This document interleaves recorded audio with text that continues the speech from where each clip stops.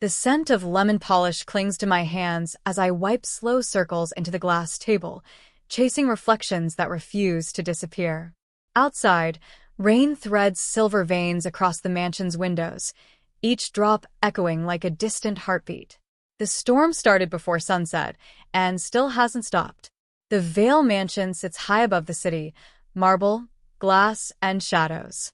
Every surface gleams like it's afraid of being forgotten. Every hallway seems to listen. I shouldn't be here.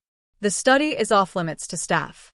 But I'm the newest housekeeper, and when the senior maid told me to finish cleaning before dawn, I didn't ask questions. The room smells of mahogany, smoke, and something faintly bitter, like whiskey that's been sitting untouched too long. The lamps are low, the kind that cast golden pools of light and leave everything beyond in velvet darkness. I straighten a stack of ledgers on the desk and try not to glance at the portrait above it. Adrian Vale, the heir. His eyes in the painting seem to follow me, gray, cold, and waiting. The city calls him many things: investor, criminal, savior. The only thing they agree on is that he doesn't forgive easily. I tell myself he isn't here. He's never here this late. He leaves before the staff arrives, returns after we're gone. That's what keeps this job bearable distance. But tonight feels different. The air hums with quiet tension. Even the storm seems to hold its breath. I reach to dust the bookshelf, my reflection flickering in the glass doors. And that's when I see it, a silhouette moving behind me. I freeze. My breath fogs faintly in the air. The house shouldn't be this cold. Slowly, I turn. He's standing in the doorway. Tall, still, the kind of presence that makes the room shrink around him. His shirt sleeves are rolled to his elbows. His tie hangs loose, like he shed the armor of civility for something more dangerous. For a moment, neither of us speaks. The rain fills the silence, tapping against the glass like an impatient clock. Then, softly, "You shouldn't be in this room alone." His voice isn't loud, it doesn't need to be. It carries the weight of someone who's used to being obeyed. "I'm sorry," I manage. "I didn't think anyone would be here this late." He steps closer. His shoes make no sound on the marble, but I can feel his approach in a shift of the air. "People think that about me often," he says quietly. "That I won't be where I'm not expected." I swallow hard. I was told to finish the study. By who? The head maid. He tilts his head, studying me the way one might study a locked door, wondering what's behind it. "What's your name?" "Lena," I say. My voice sounds smaller than I'd like. He nods once, but his gaze lowers, to my hands, to the wrist I instinctively hide behind the rag. The bruise. The one I thought the makeup covered. He doesn't look away. "Who did that?" "It's nothing." Nothing doesn't leave marks like that. The words are quiet, but they land heavy. I try to keep my breathing even, but it trembles anyway. He steps close enough for me to catch the faint scent of rain and smoke clinging to his shirt. Close enough that I can see the small scar near his temple, a pale, imperfect line on an otherwise flawless man. His eyes soften just barely.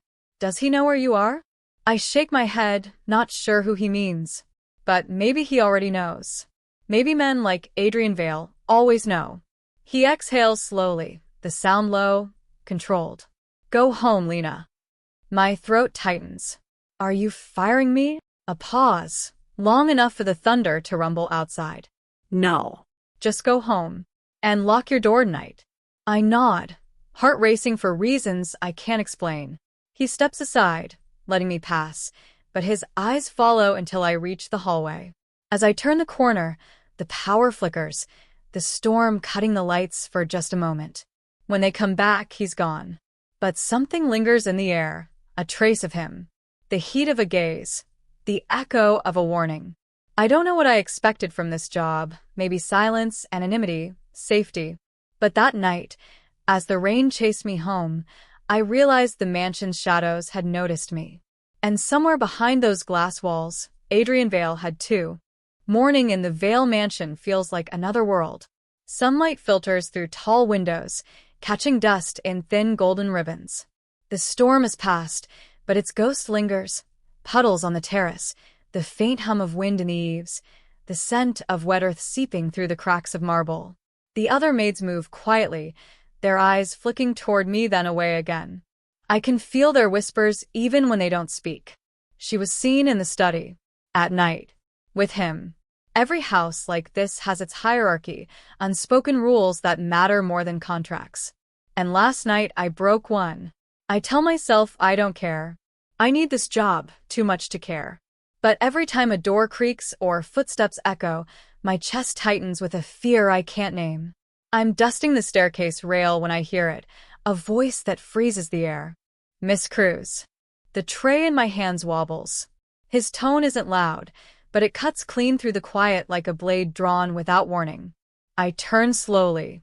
Adrian Vale stands at the base of the stairs, dark suit immaculate, gray eyes steady. He doesn't look angry. That's what makes it worse. Yes, sir? He gestures toward the empty hall. Walk with me. No one disobeys that voice. We pass portraits and heavy doors, the silence stretching like a thread between us. When we reach the glass corridor overlooking the gardens, he stops. You used a false surname when you applied here, he says without turning. The words land heavy. I needed work. No, he says quietly. You needed to disappear. My stomach twists. I don't know what you mean. He finally looks at me. You're a terrible liar. The sunlight glances off his cufflinks, bright and cold. How long were you planning to hide here? He asks. Until whoever hurt you found someone else to break? My throat burns. I'm not your concern. His eyes darken, but not with anger. Everything inside these walls is my concern. Before I can respond, a sound cuts through the hall, distant, sharp. A metallic clang echoing from the west wing. Adrian moves instantly. One motion. One command. Stay behind me. He strides toward the noise, every line of his body shifting from elegance to danger. For a heartbeat, I see the other side of him. Not the quiet heir, but the man the city fears. We round the corner and find the source, a shattered vase, one of the guards standing beside it, pale and shaken. False alarm, the guard stammers. One of the cats jumped the railing. Adrian's glare silences him. Next time you call me first. Then he turns to me, the hard edges in his voice fading as quickly as they came. You're trembling. I'm fine, I whisper, though my hands betray me. He watches for a moment longer, then speaks softly, a contrast that unsettles me more than the crash itself. Fear sharpens the senses, but it also makes you predictable. I blink. What's that supposed to mean? It means don't let them see it. Them? His gaze holds mine. Whoever you're hiding from. The silence that follows feels like a test, like he's waiting to see if I'll trust him or keep pretending. I lower my eyes. You're imagining things. He studies me a moment longer, then says something I don't expect. Dinner. Tonight. East Terrace. The words fall like stones into still water, sending ripples through my chest. Dinner? It's not a request. I don't think that's appropriate, sir. He gives a quiet, humorless laugh. Nothing in this house is appropriate. That's why it survives. Then he walks away, leaving me standing in the hall with the morning light blinding my eyes. For the rest of the day, I try to convince myself not to go.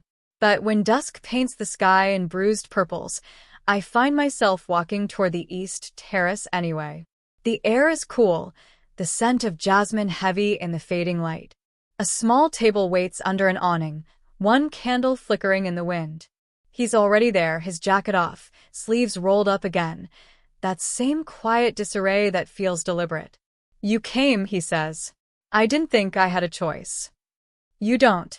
I hesitate, then sit. Do you always command people to eat with you? Only the ones who look like they've forgotten how. His voice is lighter now, but the weight beneath it hasn't changed.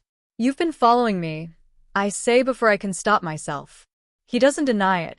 I make it my business to know who's under my roof. That sounds like control. It's protection. From what? He leans back, eyes steady on mine. You tell me. The candlelight flickers, reflecting in his eyes like twin embers. He knows something. I can feel it in the quiet certainty of his tone. And yet, Beneath the danger, there's a warmth I don't understand. Maybe it's the storm still echoing in the distance. Maybe it's the way he says my name, softly, like he's testing how it tastes. Eat, he says. Then we'll talk. I pick up the fork, though I can't taste a thing. My pulse is louder than the rain outside. Halfway through the meal, he speaks again low, almost kind. If I wanted to hurt you, you'd already know. I meet his eyes, searching for cruelty, for mockery, but find neither. Only quiet certainty. And when he stands to leave, his voice follows me like an echo I can't shake. 8 o'clock tomorrow, he says. Don't make me come find you. The storm has softened into drizzle, painting silver lines across the glass canopy above the terrace. A single candle burns between us, its flame bending toward the wind, stubborn and trembling, like me. Adrian Vale sits across the table, one hand resting loosely on the stem of a wine glass, the other tracing the edge of a folder beside his plate. He hasn't opened it, but I feel its weight as if it's sitting on my chest. I hope you're hungry, he says quietly. His voice isn't warm, but it isn't cold either. It's something worse, unreadable. I pick up the fork. My hand shakes. You didn't really bring me here to eat, did you? He looks up, eyes like gray smoke. No. I brought you here to listen. The air between us hums. Behind him, the city glows in the distance, a blur of gold and shadow beneath the rain. He sets the folder in front of me. The paper is thick, the kind that belongs to things people don't want destroyed. You were a nurse, he begins. St. Clair Hospital, Harbor District. 2 years ago. My breath stops. How do you know that? I know because I checked. And because you deleted every trace of your license afterward. My fingers curl against my lap. You had no right. I had every right, he interrupts softly. You live under my roof. The words sting. I clean your floors, Mr. Vale. I don't owe you my life story. He studies me for a moment that feels like an eternity. Then, quietly, you survived the Harbor District fire. The world narrows to that single sentence. The fire. 2 years gone, yet the memory lives like smoke trapped under my skin. I nod once, barely. A lot of people did. He shakes his head. Not like you. Something in his tone makes me look up. He pushes the folder closer. That wasn't an accident.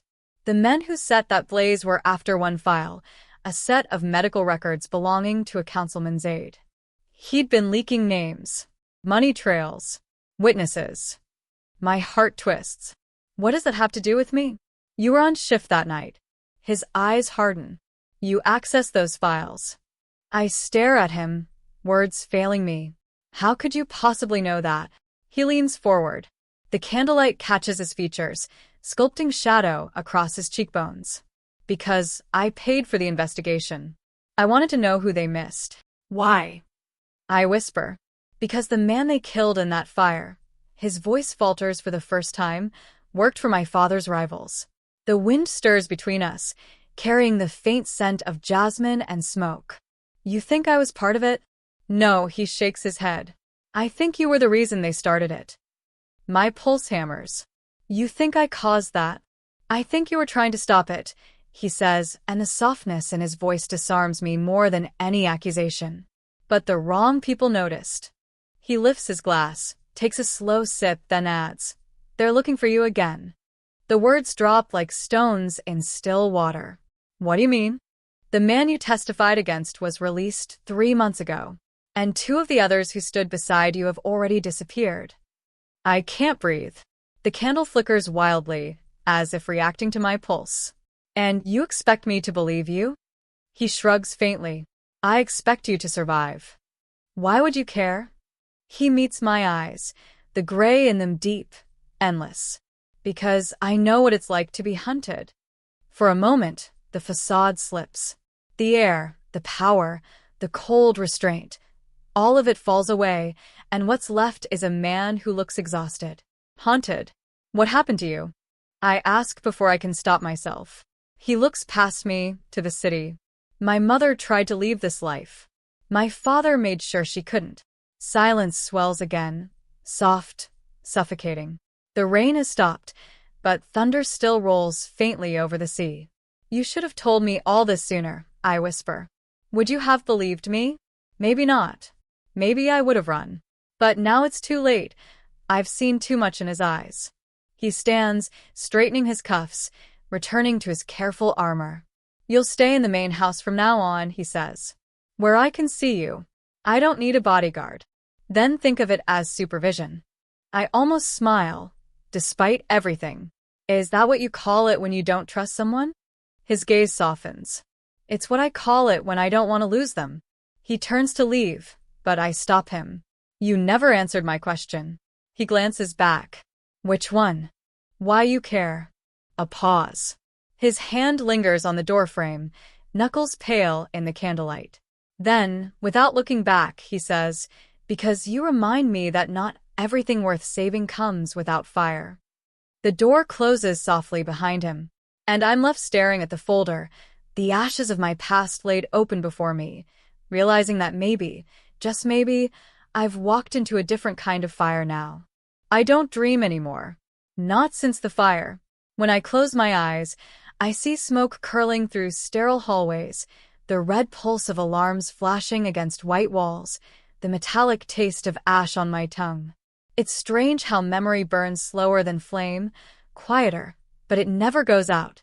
That night was supposed to be ordinary. I was on the late shift at St. Clair, charting vitals for a patient I barely knew. The harbor district slept under heavy rain, and the hospital lights flickered from the storm. Then the power went out. I remember the panic. Footsteps, shouts, the scent of gasoline under the sharp sting of disinfectant. I remember running toward the records wing because I heard something fall, and finding the cabinet drawers pulled open, files missing, a lighter on the floor still warm. And I remember his hand, my fiancé, Daniel, grabbing mine as the fire tore down the hall. We didn't make it out together. I wake before dawn, drenched in cold sweat. The air of Adrian's mansion feels thick, foreign, too still, too clean, as if nothing bad has ever happened here. But I know better. No house built on fear ever forgets its ghosts. When I open my door, the smell of coffee drifts from the lower hall. He's there, in the glass-walled conservatory, shirt sleeves rolled, tie undone, speaking quietly into his phone. His voice is sharp, businesslike, but beneath it I hear fatigue. No leaks, he says. If anyone asks, the fire was electrical. No survivors beyond the report. Understood. He ends the call, then looks up and sees me. For a moment, neither of us speaks. You shouldn't be up this early, he says. I don't sleep much. He studies me, eyes softer now. Nightmares? Memories. He nods, like he understands too well. They're worse when you're safe. The body stops running, but the mind hasn't realized it yet. His words catch me off guard, not the content, but the gentleness. It's the first time he's spoken to me like we're both human. We walk through the conservatory, a long corridor of misted glass and pale green leaves. The rain outside has returned, softer now, tapping on the panes like a restless heartbeat. How long have you known? I ask quietly. About you? Yes. About everything. He exhales. Since the day you applied. I recognized your face. I have people who keep track of survivors from the harbor fire. One name kept coming up, the nurse who vanished. I look at him, startled. Why would you keep track of that? He turns away, hands slipping into his pockets. Because I lost someone in that fire too. For a heartbeat, the world stops. Who? I whisper. My mother, he says. She was at the council's safe house that night. The same one they burned to bury their secrets. My father wanted it silenced, she wanted it exposed. His reflection trembles against the glass, superimposed over the rain. She paid for it with her life. I don't know what to say. The silence feels sacred, like something fragile could break it. I thought I was saving Daniel. I finally whisper. I didn't know what I was walking into. He looks at me again, not pitying, just seeing. You did what good people do, he says softly. You tried to fix something broken. That's why they came for you. The words almost undo me. You don't understand. I whisper. I lost everything. My name, my work, the person I was. Then start again, he says. How? His gaze meets mine, steady and calm. You survived. That's how. Outside, the sky bruises with dawn. A thin blade of light cuts through the rain, glancing off the glass walls, scattering reflections around us. I can't keep running, I say quietly. I thought changing my name would erase it, but it's still there, waiting. He steps closer, his voice low.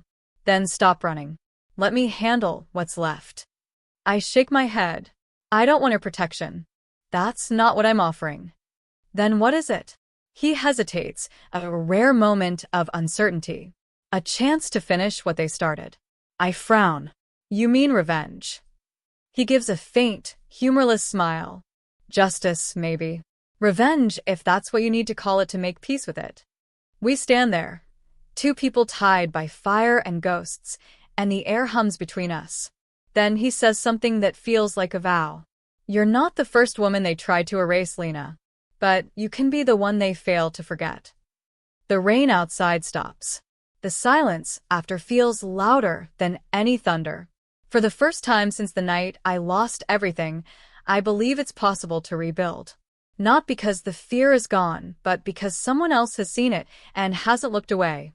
The first thing I notice when I open the door to my apartment is the silence. The second is the glass. It's everywhere, glittering across the floor like 1,000 tiny mirrors. The curtains billow from the broken window, the city wind breathing cold into my lungs. At first, I tell myself it's just a burglary. Wrong address. A mistake. But then I see the note. It lies on the kitchen counter, the paper warped from moisture, the handwriting jagged, rushed, one sentence written in red ink. We found you. The room tilts. The hum of the refrigerator sounds too loud, too sharp. My hands tremble as I reach for my phone, dialing the one number I shouldn't. He answers before the first ring ends. Lena. His voice, low, calm, dangerous in its control. They were here. Where are you? At my apartment. Don't move, he says. Do you understand me? Don't move. Then the line goes dead. 5 minutes later, I hear tires screech against wet asphalt. Through the curtains, headlights slice through the rain. He's here. Adrian steps out of the car like the night itself follows him. Long coat, sharp eyes, no hesitation. He doesn't ask permission. He doesn't even speak at first. He just walks in, scanning the room. Did you touch anything? I shake my head. Just the note. He picks it up with a gloved hand, reading it without expression. Ink's fresh. They were close. He turns toward me, his gaze steady. Pack a bag. What? You're not staying here. I can't just leave. You can, he interrupts, voice quiet but final. And you will. I stare at him, a dozen protests dying on my tongue. He's not angry, not exactly. He's something worse, determined. Adrian, I can't live under your roof like some kind of hostage. His jaw tightens. Then call it protection. I don't need. You do. His tone softens, but only slightly. You need somewhere they can't reach you. My estate is guarded. Every inch of it. I swallow hard. And what happens when the people looking for me realize who I'm with? They already know, he says. That's why you're still breathing. He moves closer. Too close. And I can feel the weight of his presence, the heat beneath his calm exterior. This isn't charity, Lena. It's strategy. Strategy? I echo, trying to keep my voice steady. If they think you're under my protection, they'll hesitate. They'll have to go through me first. I don't know whether to feel safer or more terrified. The rain hits harder against the windows, the storm growing wild again. I look around the apartment, the chipped table, the half-packed boxes, the photo of Daniel still tucked behind the lamp. My old life, pretending to be something that could last. Give me 5 minutes, I whisper. He nods once, turning away to make a call. I hear his voice in the next room, low, efficient, dangerous. Lock down the east wing. Prepare the guest quarters. No one in or out without clearance. By the time I step outside, the world smells of rain and exhaust. His car door opens silently. The drive to his estate feels longer than before, each mile a slow shedding of everything I tried to rebuild. When the gates close behind us, I realize there's no going back. He leads me through the grand foyer, the echo of our footsteps swallowed by high ceilings and marble. The house is dimly lit, not cold, but deliberate. Every light feels placed for shadow. "This will be your room," he says, stopping at the far end of a long corridor. "It's the quietest part of the house." "Quietest," I murmur. "Or safest?" "Both." Inside, the room smells faintly of cedar and rain. The curtains sway in the draft, whispering secrets to the dark. "You'll have everything you need," he says. "If you want to leave the property, you tell me first." I turn to face him. That sounds a lot like a cage. He meets my gaze, calm, steady. "Maybe, but it's a cage they can't reach into." Something in me wants to resist, to run, to prove I can survive without help. But the bruise on my wrist aches, and the note's words still echo in my mind. "Fine," I whisper. "For now." He nods, then moves toward the door. But before he leaves, he pauses, his hand resting against the frame. "If you hear anything tonight, voices, footsteps, don't open the door. Not for anyone but me." His tone is too soft to be a command, too sure to be a request.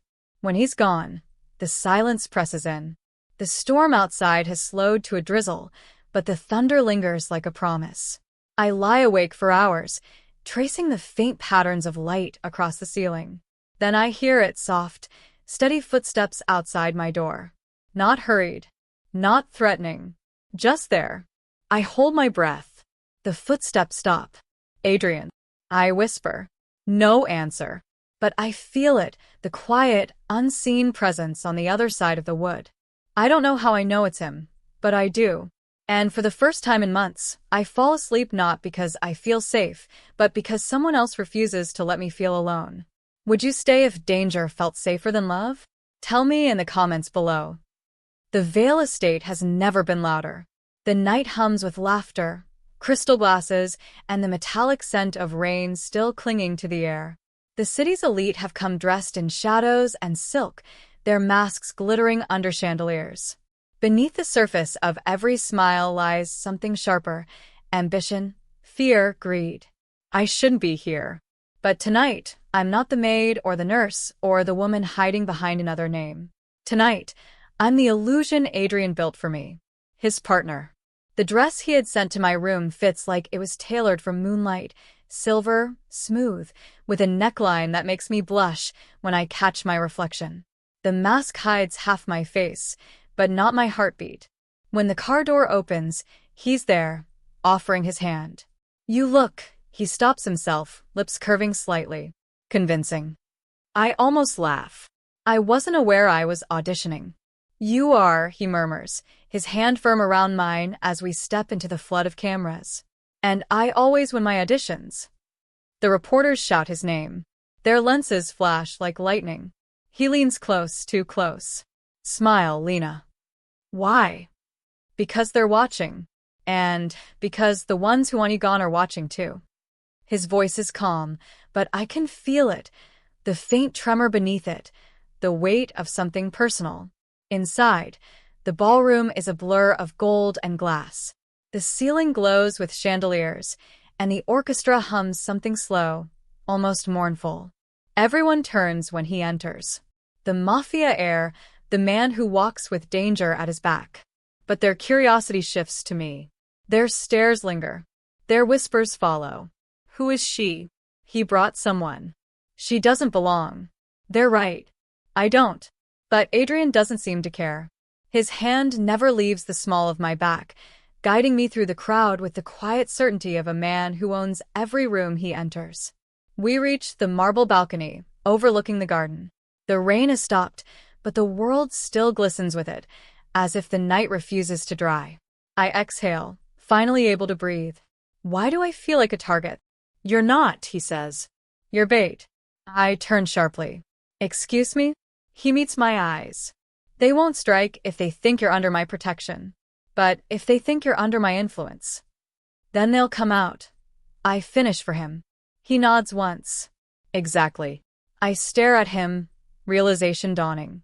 So this, the dress, the act, the partnership, it's all a trap. His jaw tightens. It's protection that looks like danger. Sometimes it's the only kind that works. Before I can respond, a man in a gray mask steps onto the balcony. His suit is perfect, but his eyes are wrong. Dark, restless, familiar. "Vale," he greets, his voice smooth as oil. "Didn't think I'd see you playing the hero." Adrian's tone stays neutral. Some roles fit better than others.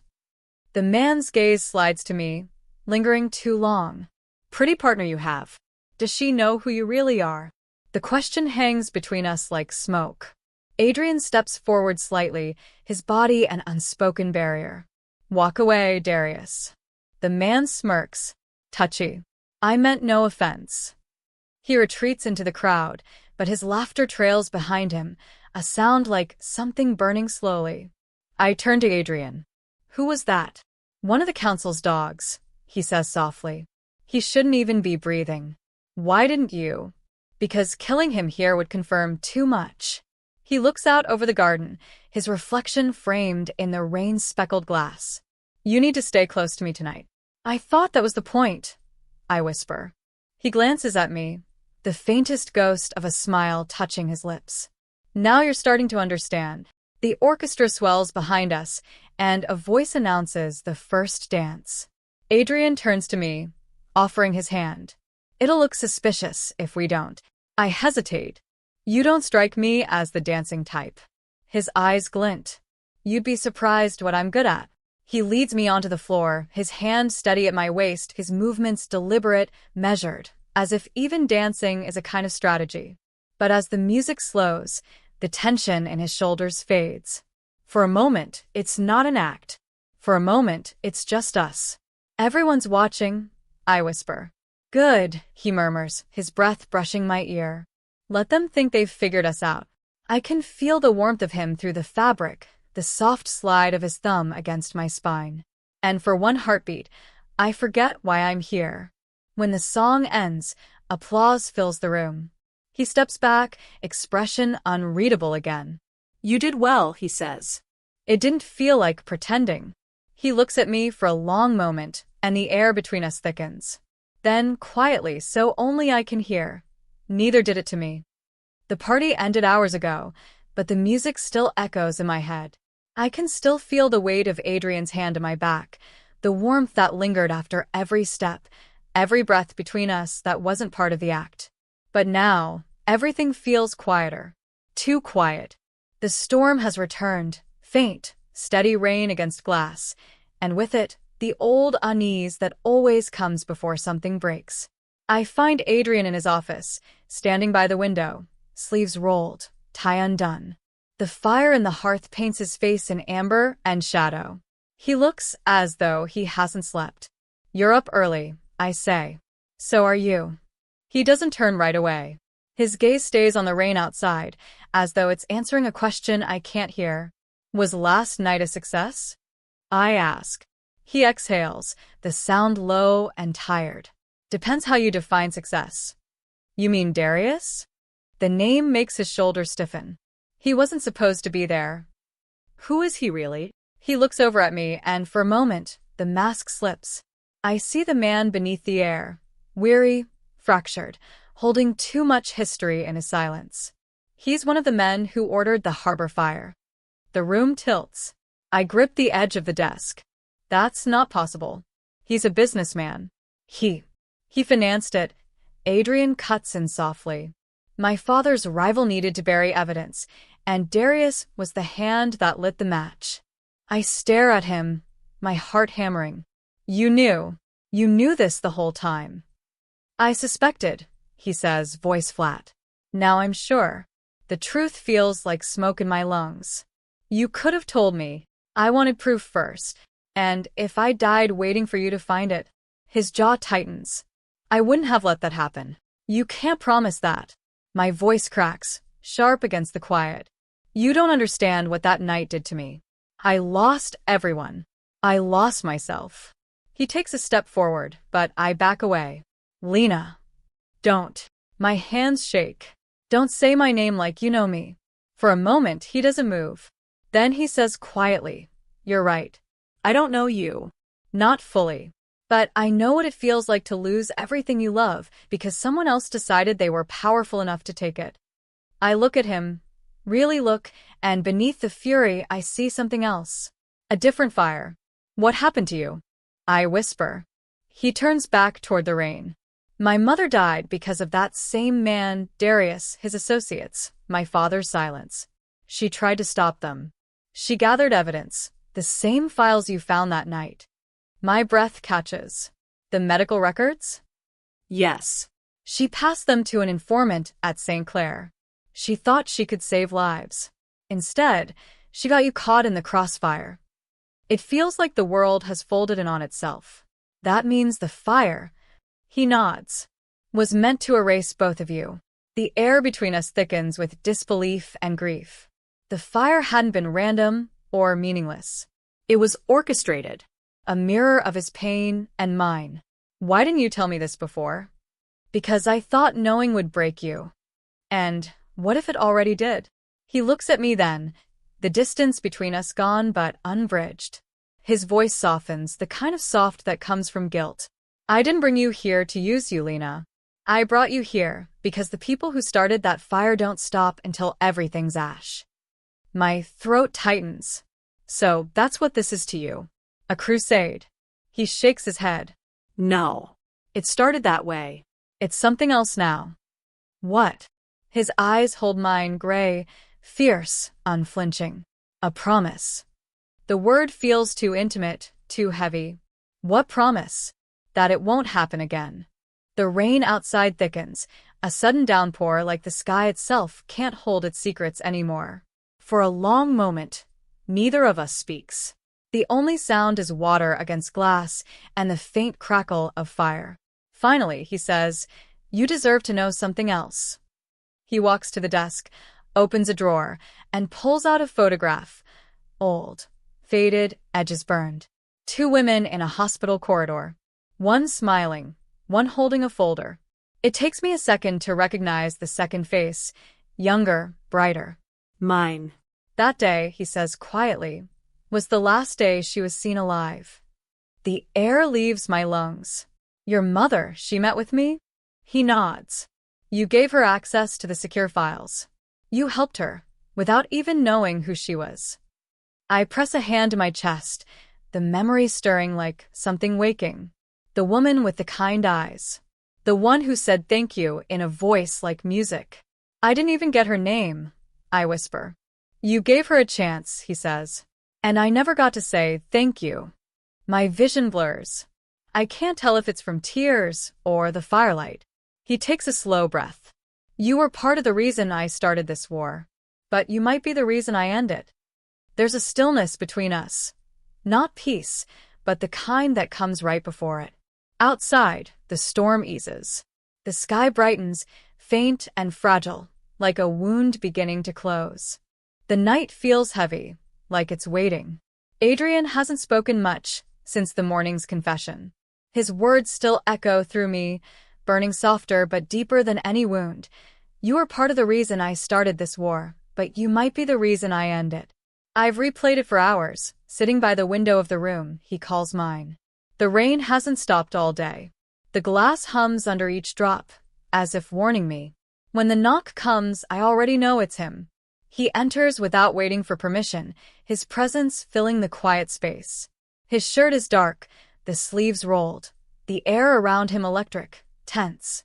"Pack a small bag," he says. "We're leaving." My pulse stumbles. Why? "What happened?" "They found the car that followed you last week. Darius isn't hiding anymore." My throat tightens. "You think he's coming here?" "I know he is." The way he says it leaves no room for doubt.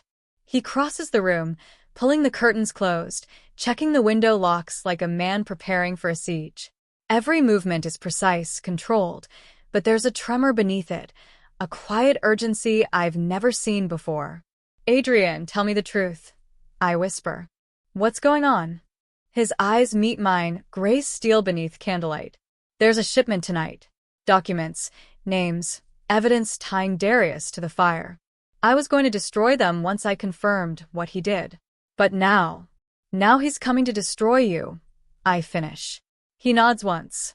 And anyone near me. For a moment, I can't breathe. So that means you, he says softly. You're part of this now. The sound of it makes the air heavier. Then we can't stay here, I say quickly. We can go to the police, the media. He shakes his head. You think they'll protect you? They're on his payroll. The moment your name surfaces, they'll make you disappear for good. The words land like glass breaking. So, what? We just run? He looks at me, and there's something like regret in his voice. We fight. Lightning splits the sky outside, a white flash reflected in the window, and for a heartbeat, I see movement in the glass.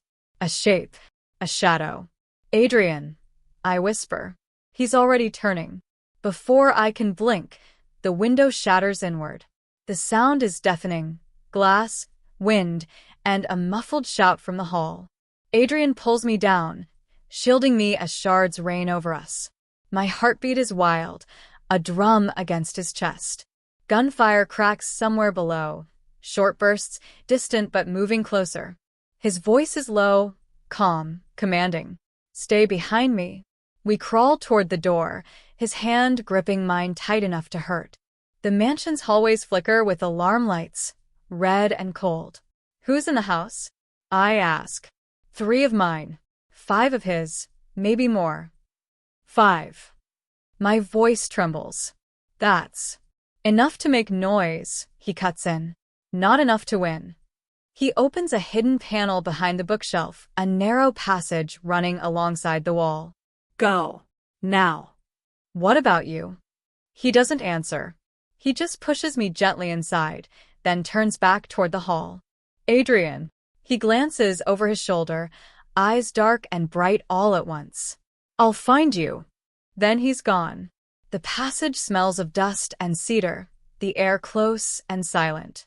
I press my back to the wall, heart racing, listening. More gunfire. A crash. Someone shouting his name. Every instinct says run. But my body won't move. Not while he's out there. I creep toward the end of the corridor, toward a small grate that opens near the main hall. The smell of smoke reaches me before the sound, faint at first, then thicker. I peer through the grate. The chandelier lies shattered on the marble, flames licking at its edges. Darius stands near the stairs, gun in hand, his gray mask gone, and Adrian bleeding but standing between him and the exit. You should have stayed in your father's shadow, Darius says. You were never built for war. Adrian's laugh is low, dangerous. And you were never built for mercy. He moves faster than I can think, a blur of motion, a sound like thunder. The gun goes off, once, twice. Then silence. I can't tell who fell. My vision swims. I push the grate open and stumble into the hall, the air hot with smoke and fear. Adrian, I shout. He turns, alive, barely, and for a moment, the world slows. His shirt is torn, blood staining his sleeve, but his eyes find mine. Lena, he breathes. Don't. A gunshot cuts him off. Pain explodes through my side. The world tilts and I fall. The marble floor rises up, cold and wet with rain leaking through the broken windows. Adrian catches me before I hit the ground fully. His hands are warm, trembling. Stay with me, he whispers, voice cracking. Look at me. I do. His face is pale, his eyes desperate. The smoke swirls behind him like ghosts. Why did you come out, he says, voice shaking. Because I couldn't lose you too. He presses his forehead to mine, his breath uneven. You won't. The world around us burns, gold and red and collapsing. But in that single breath, everything else disappears. It's only him. Only us. And the sound of the storm breaking above the fire. Would you risk everything for the one who once terrified you? Tell me below. Your stories keep these whispers alive. I wake to the steady rhythm of rain. But this time, it isn't on glass. It's on metal, a roof somewhere far from the mansion. For a moment, I can't tell where I am.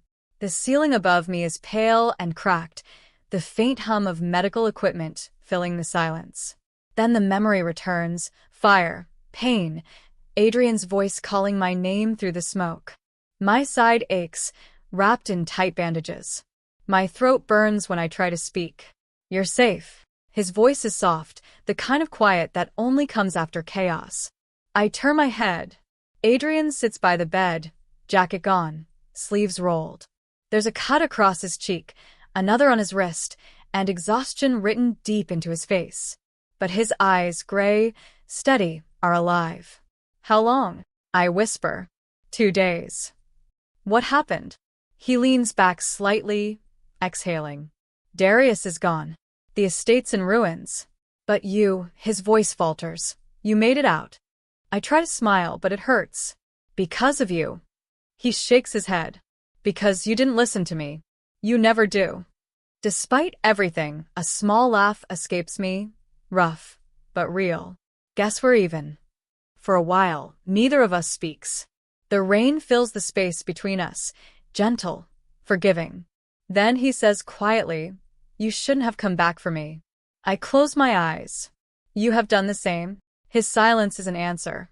When I open them again, he's watching me, not with the cold detachment of the man who first stood in that study weeks ago, but with something raw, something unguarded. What now? I ask. I'll disappear for a while, he says. They'll come looking for the rest of the council's files. I have to make sure what's left of their power dies with them. And me? He hesitates, just long enough for the rain to fill the pause. You'll go back to your life. The real one. I don't know what that is anymore. He looks down, hands clasped loosely. Then make a new one. Away from this. My heart twists at the finality in his tone. You're pushing me away. I'm keeping you alive. The words sting, not because they're cruel, but because they sound like love wearing armor. I reach for his hand. His knuckles are bruised, fingers scarred. The hands of a man who's held both violence and gentleness too long. You don't have to carry this alone, I whisper. He looks at our hands, then at me, and something in him cracks, not visibly, but quietly, like a frozen lake finally giving way. I don't know how to stop, he admits. Then let me teach you. The words come out before I can think, but I mean them. Every one. He exhales slowly, his thumb brushing my wrist, just once. You don't know what you're asking. Yes, I do. I meet his gaze. For you to stop punishing yourself for what you couldn't save. He flinches, barely but enough. Then he whispers, Lena, you don't understand. My mother, I wasn't just her son. I was her failure to protect. And you, his voice breaks, you are the one thing I never expected to care about. The words hang in the air like a confession carried on breath. I blink, fighting the warmth that rises behind my eyes. Say it, I whisper. He swallows hard. Say what? What you've been afraid of since the night in the study. For a moment, I think he'll turn away. But he doesn't. He leans closer instead, his voice low enough that it feels like a secret meant only for the rain to hear. I love you, he says. The world stops moving. The rain softens, the machines hum steady and slow, and I feel everything inside me go quiet. It isn't a grand declaration. It isn't polished. It's fractured, raw, human, and that makes it perfect. I reach up, my fingers tracing the scar near his temple. Say it again. He does. And this time, he closes his eyes when he says it, like the words themselves are a prayer. When he opens them again, there's peace, where guilt used to live. I thought love would make me weak, he whispers. But with you, it made me honest. Tears blur my vision. And me. His lips curve, soft, reverent. You made me remember what it means to be forgiven. The rain outside turns lighter, almost playful, dancing against the window. The storm has finally passed. He stands, brushing a strand of hair from my face. Rest now. When you wake, I'll take you home. Home. I repeat quietly. Do I still have one? He pauses. You will. I close my eyes, his voice still in my chest like warmth spreading outward. For the first time since the fire, I believe it. If love ever found you when you thought it was too late, tell me your story below. I read every whisper. 3 weeks. That's how long it's been since the fire. The city has almost forgotten. Newspapers moved on, new scandals blooming like weeds. But sometimes when the wind shifts, I still smell the smoke. I've been living in a small house near the sea. The kind of place where the walls creak and the floors remember footsteps. There's a garden behind it, wild roses, salt air, quiet mornings. I never thought I'd crave silence this much. Sometimes, I still wake before dawn, expecting the echo of sirens or the press of shadows behind glass. But then I hear the waves instead. Gentle. Honest. Alive. I've started writing again, not reports or files, just pages of memory. Things I never said. Things I was too afraid to feel. Adrian hasn't called. Not once. He left the morning after I woke, promising it was over, that he'd make sure Darius's empire collapsed quietly, that I'd never need to run again. He said goodbye like a man who'd already buried too many ghosts. But every evening, when the fog rolls in, I look at the road beyond the cliffs and wonder if I'll see his car. One morning, I find an envelope in the mailbox. No name, no return address, just a seal pressed into black wax, the crest of the Vale family. Inside, a single folded note. The world doesn't burn forever. Sometimes it rains.